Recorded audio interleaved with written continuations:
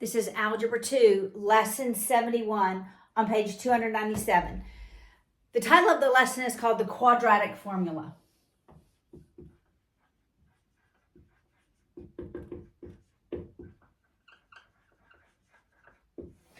The quadratic formula is one more method of being able to solve any quadratic formula for the values of x, which are our x-intercepts. That's where the graph actually crosses or intercepts the x-axis, all right? It's our x-intercepts. Now, we already know several methods for being able to solve for the x-intercepts. We have done simple factoring, such as x squared plus 2x plus 1 equals 0. That's a quadratic. It's a second degree equation. 4 quad, 4 terms. All right, this is really f of x or y. And so when we set y equal to 0, that's how we solve for the x-intercepts. Should all be familiar to you. And we simply ask ourselves, what are factors of the c value such we add them and we get the b value? And that would just be 1 times 1. So simple factoring would be x plus 1 times x plus 1. And then you would know the value of x by setting them to 0. So there's only one x-intercept, x equals negative 1. All right, so we've done simple factoring, factors of the c value such that we add them and get the b value. And, well, as I'm saying that, you must know it's ax squared plus bx plus c equals 0, right? Factors of the constant, that's the c value. And you can only do simple factoring. All of these methods have to be performed after you have the equation in the proper form, which is descending exponential format, all right? Descending exponential form, all right? We've also, so that's simple factoring. We've completed the square. We've done a lot of completing the square. That's where we take half of the b value and square it. We add and subtract. We have a binomial squared equals a number. Then we take the square root of both sides, all right, to solve for the x-intercepts. This is another way to solve for the x-intercepts. Now, once I get the solutions, then I could actually write factors, because if my factors were x plus 2 times x minus 3 equals 0, then I would know my x-intercepts. I would know x equals negative 2. That's where that graph crosses the x-axis. And I would know x equals positive 3. That's just setting each term equal to 0, right? Well, by the same token, if I told you the x-intercepts, if I said one x-intercept is 1 and one x-intercept is negative 3, then I could write the factors. It's x minus the value, x minus the value minus the negative is plus. So I can go from factors to the solution or solution to the factors. Now, what if I also wrote a third one, x equals 0? Well, when x equals 0, x is by itself. You could write it as x minus 0, but we wouldn't. All right? All right. So what is the quadratic formula? You can read through, you get to the quadratic formula by taking ax squared plus bx plus c equals 0 and completing the square. I'm just going to have you memorize it, okay? You can read through the textbook, see what it does. I'm going to have you memorize it. So you could solve for the value of x. It's, and you did this very late in Algebra 1. It's the opposite of b. plus minus the square root of b squared minus 4 times the a times the c value all over 2 times the a value. Now, it doesn't matter whether or not b is positive or negative. When you square negative, it's always going to be positive. This term will always be positive because you're going to square it. All right, the opposite of b, plus or minus the square root, b squared minus 4ac all over 2a. All right, so let's look at example 1 on page 298. 3x squared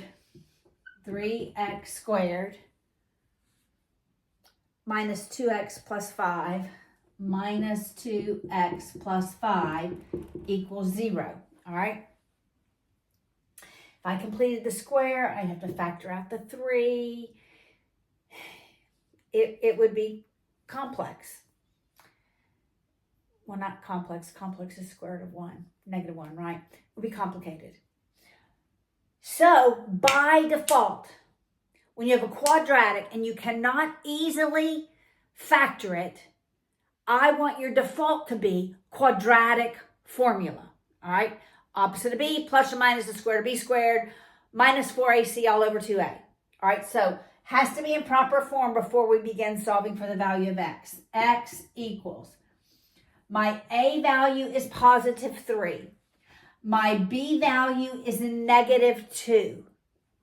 My c value is positive 5. I'm going to substitute those into the formula. All right. So it's the opposite of negative 2, which is positive 2, plus minus the square root, negative 2 squared, which is going to be positive 4, minus 4 times a times c all over 2a. All right, so continuing to solve it, I'm going to put 2 over 6 plus minus, this is going to be the square root of 4 minus, it's going to be over 6. 4 minus, that's 20 times 3, which is 60. So that's the square root of 56. So I'll simplify that to 1/3 plus minus square root of negative 56 over 6. That's going to be, it actually is complex, isn't it? So that negative under the radical, I'm going to pull out to be I. Can I simplify 56? Yes, I can, because that's 4 times 14. So it's going to be 2 square root of 14. All right?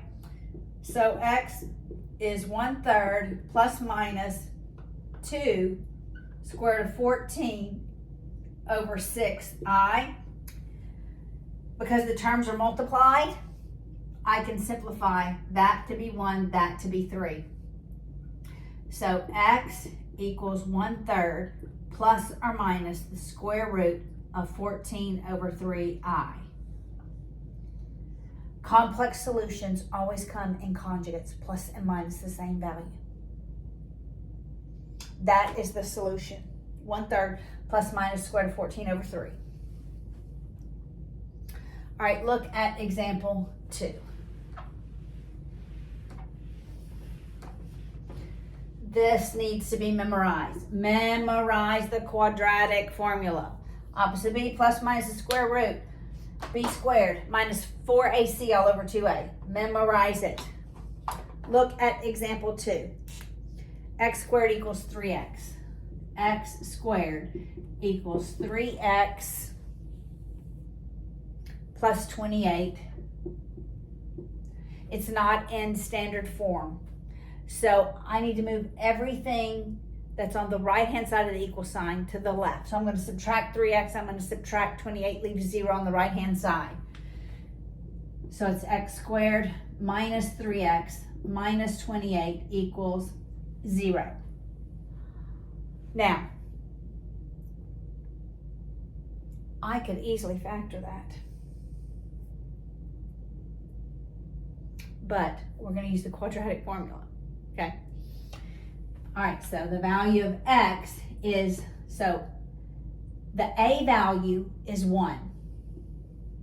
All right, it's always assumed to be a 1 before a variable if there's nothing there. The b value is -3. The c value is -28. All right, so it's the opposite of -3, which is 3, plus minus the square root of -3 squared minus 4 times a times c all over 2 times a. Let's see, I didn't bring my calculator. 8, 9, 10, oh, so it's 112.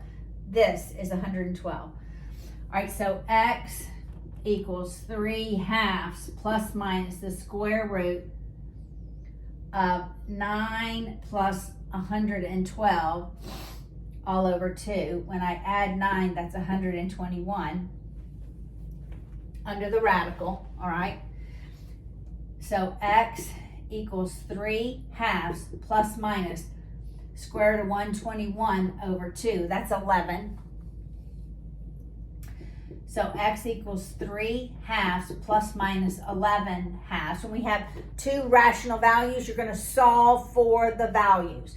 So x is 3/2 plus 11/2, and x is 3/2 minus 11/2. This is 14/2, which is 7. So x is 7. And this is -8/2, which is -4. So that is your two x values. Now, since I have the two x values, let's think, what would be the factors? The factors would be x minus 7 times x minus -4, which would be plus 4. See, I knew I could factor that. -7 times +4. So I would not have used the quadratic formula for this quadratic. If I cannot quickly factor it, that is when I'm going to the quadratic formula. X equals the opposite of b plus minus the square root, b squared minus 4ac all over 2a. All right? First step, put your quadratic in standard form. X squared x c equals 0. Then you know your a value, your b value, your c value. Substitute it in to the quadratic formula.